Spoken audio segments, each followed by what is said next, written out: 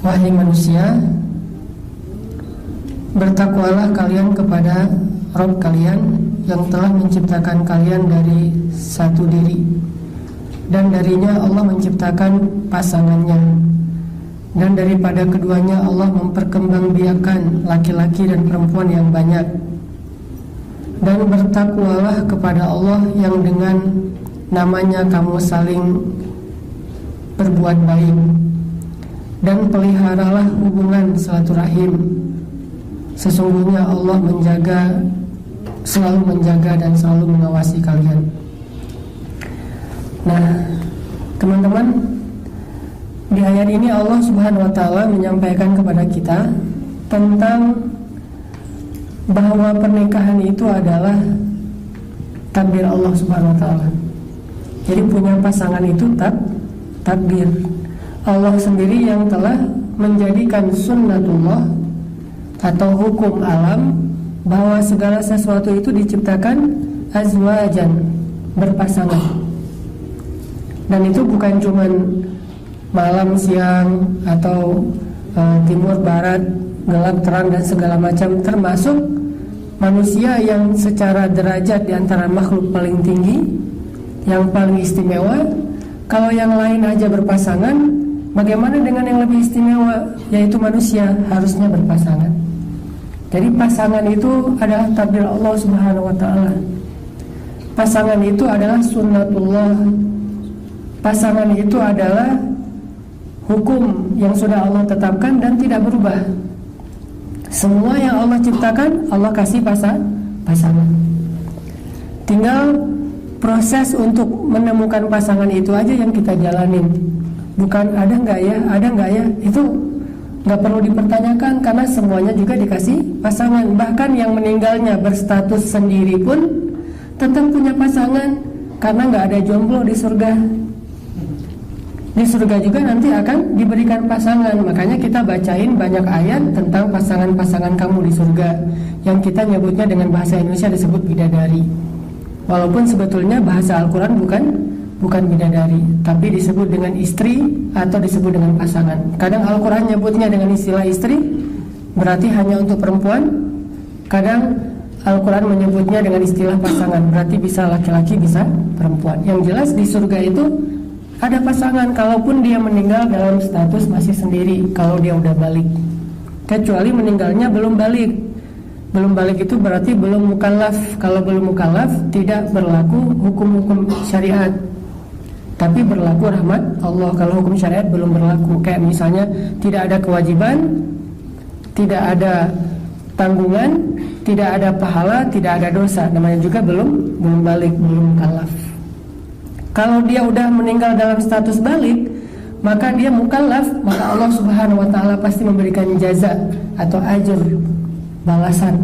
Dan salah satu di antara jaza yang Allah janjikan itu adalah pasangan. Jadi pasangan adalah hukum sunnatullah. Kalau nggak dapat di dunia, pasti dikasih di surga. Jadi nggak ada satupun hamba Allah yang mukallaf atau balik yang berstatus sendiri selama-lamanya, tuh nggak ada. Kayak misalnya yang perempuan paling sempurna yang meninggalnya status sendiri kan ada 2 dari 4 perempuan kan, Asiyah sama Maryam. Kalau Asiyah meninggalnya nggak mungkin nanti di surga bareng Firaun, pasti dah pisah kan selama-lamanya. Nanti Asiyah Allah berikan pasangan, siapa? Allahu a'lam. Walaupun ada hadis dhaif adalah Rasulullah, tetapi Allahu a'lam, yang jelas dikasih pasangan. Begitu juga Maryam, perempuan Azra itu artinya perawan seumur hidup, suci. Kalau bahasa orang Inggrisnya mungkin Saint gitu ya, Saint Mary. Bahasa Arabnya Maryam al-Azra, Maryam suci. Dia tidak disentuh oleh laki-laki, bahkan yang sah sekalipun. Kalau kita periksa list kontaknya di handphone Maryam tuh, laki-laki cuma ada 2 loh. Ayahnya Imran sama pamannya Zakaria doang. Yang lain semuanya cewek. Kalau kita, laki-laki semuanya cewek, yang cowok cuma ayahnya doang gitu, yang cewek misalnya. Atau lihat followersnya, cewek semua misalnya, atau 60% cewek gitu. Sebaliknya juga gitu. Kalau Maryam, list kontaknya followers yang laki-laki cuma 2, ayahnya Imran sama pamannya Zakaria. Nanti kalaupun punya anak tambah satu followers yaitu Isa alaihissalam.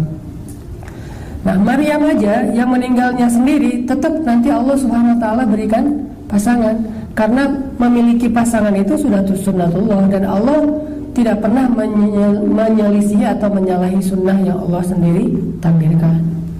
Sehingga di sini jadi kayak ada pesan moral bahwa oh, saya tuh udah punya pasangan sebetulnya.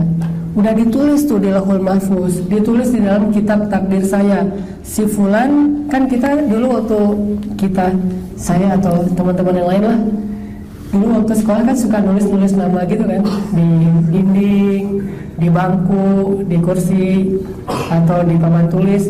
Tiba-tiba kalau kita masuk ke kelas duluan, teman-teman belum pada datang, nulis sendiri love siapa, Susi sama Susanto misalnya, Susanti, Susanto misalnya. Sampai saking kita senang nulis nama pasangan, ke Jabal Rahmah itu paling banyak nama Indonesia loh.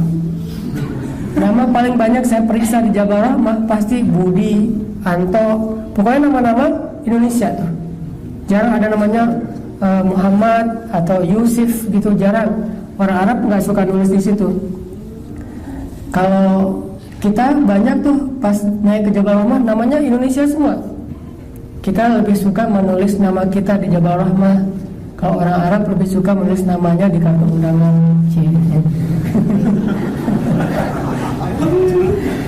Nah, artinya kita kan nulis-nulis sendiri dengan apa? Dengan hasrat kita, dengan harapan kita, dengan nafsu kita. Kadang kalau bahasa kasarnya, sebetulnya tulisan kayak gitu tuh udah ada di Lauhul Mahfuz. Kita aja yang belum baca. Udah diukir sama Allah tulisan itu. Bukan di papan tulis kelas, bukan di bangku sekolah, bukan di dinding, bukan di tembok, bukan di buku diary, bukan di Jabal Rahmah, tapi di Lauhul Mahfuz udah ditulis namanya. Dan itu salah satu di antara ketetapan Allah yang sudah Allah tetapkan bahkan ketika Allah awal menciptakan kita. Nah, ini Allah katakan, sesungguhnya kami telah menciptakan kalian dari seseorang, yaitu Adam, lalu kami ciptakan darinya pasangan. Lalu dari pasangan itu kami perkembangbiakan laki-laki dan perempuan. Artinya terus saja hukum kayak gitu dari mulai Adam Hawa berlaku terus sampai hari kiamat. Kalau enggak, kalau sampai di stop berarti tidak ada perkembangbiakan. Perkembangbiakan ini menunjukkan bahasa lain dari bahwa pasangan itu akan terus ada sepanjang kehidupan di dunia. Sehingga kita tidak perlu khawatir ketukar. Ini yang bisa bikin kita kadang-kadang ikhtiarnya ya, apa ikhtiarnya?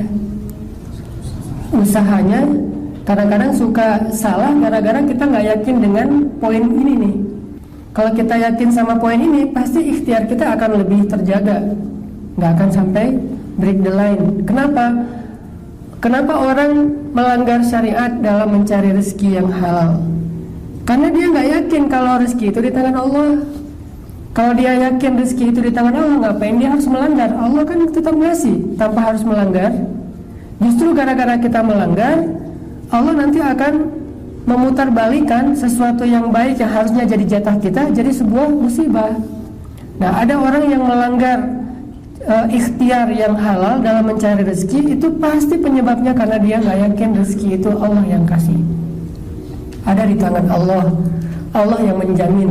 Makanya dia ketika ngerasa kayak nggak ada harapan, kayak banyak kesulitan, dia pun mencampakkan batasan-batasan agama Allah dan mencari sesuatu yang menurut logika dia akan bisa dia dapetin, walaupun itu melanggar.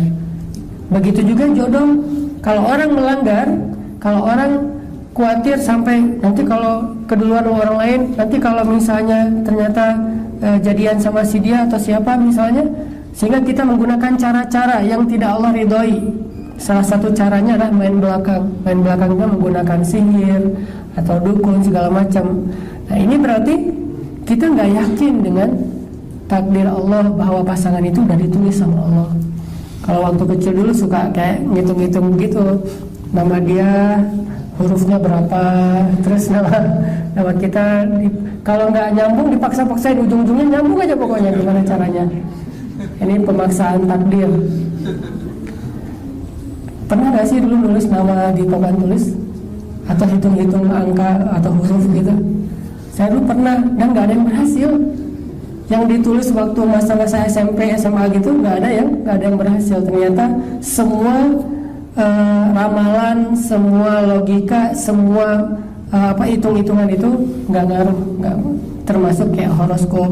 Kita, ini zodiak dia apa, dia sionya apa, terus baca setiap hari, setiap minggu. Minggu ini lo mending nggak usah datang ke rumah dia daripada ramai gitu.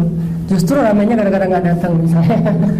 Atau ada aja, terus dicoba diramal. Minggu ini bakalan bahagia, ada kejutan datang dalam kehidupan kamu soal masalah percintaan. Kalau baca kayak ramalan gitu kan, yang pertama dilihat kan selain keuangan, percintaan kan. Tuh langsung dibaca, wah, ditafakuri, ditadaburi, diulang-ulang, hampir dibaca dalam sholat gitu. Saking semangatnya gitu, diulang-ulang. Quran susah dihafal, kalau itu hafal banget. Nah, ini berarti kita nggak yakin bahwa pasangan kita itu dari tulis di papan tulis takdir di Lauhul Mahfuz. Udah ditulis, nggak akan ketukar. La ilaha illallah Muhammadun Rasulullah alaihi salatullah wa alihi wal ahibba. La ilaha illallah.